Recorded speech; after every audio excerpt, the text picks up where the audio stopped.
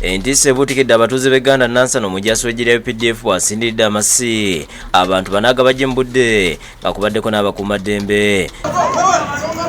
Kyokka ono bamwanguyidde naye ne bamukuba amasi agamuse olwo emirambo 5 ne gigwa. Avudde mu balaki singa atta abantu.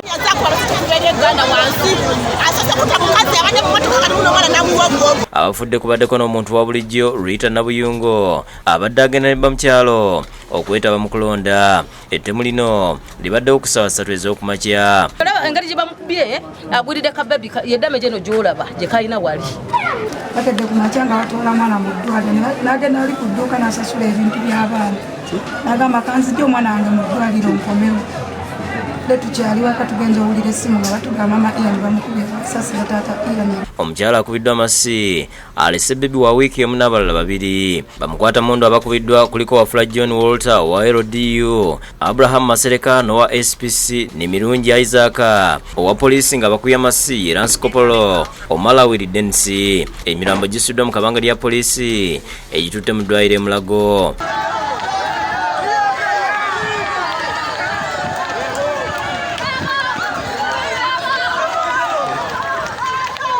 Kitegerekese nga Nabuyungo olunaku lw'eggulo yatutte omwana we ku kkanisa ya Nabbi Bright Muyingo okumutuuma erinnya ng'omusumba bw'annyonnyola. Naye nga omukyala gwe bakubye abadde yakazaala ndowooza like 2 weeks back.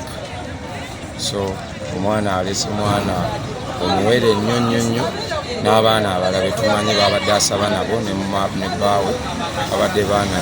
Ebyokwerinda binywezeddwa ku ggwanika lya KCC Mulago poliisi bwe badde ereeta emirambo gy'abasirikale abana n'ogwa Nabuyungo omala bakubidde amasi e Gganda Nansana.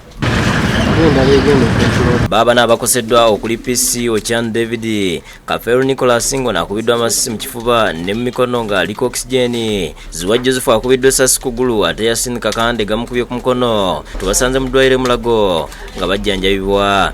Ali bubi tategeera kati mbutategeera tebatukkiriza kubaana wadde okuyingira naye essasi erimu lyamukutte wano abiri gamukutte wano mubiri. Gaggulo lya leero Meja General Sam Kawagga nga yaduumira ekibinja ekisooka agenze Gganda wabadde nsage ne yeetondera abantu olw'omujaasi asiiwuusa empisa.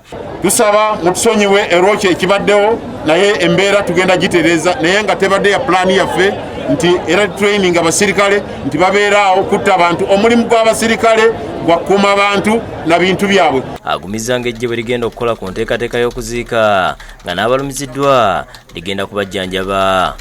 Abafudde tujja kubaziika, abalwadde UPDF ejja bajjanjaba.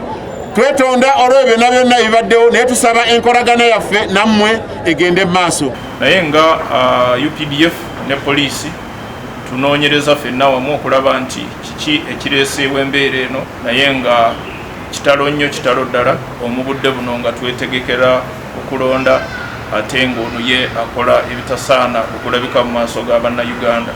Abu Batuusa ne Sulaiman Mutebi bakusakidde ggulu ino ku Lwabukedde TV.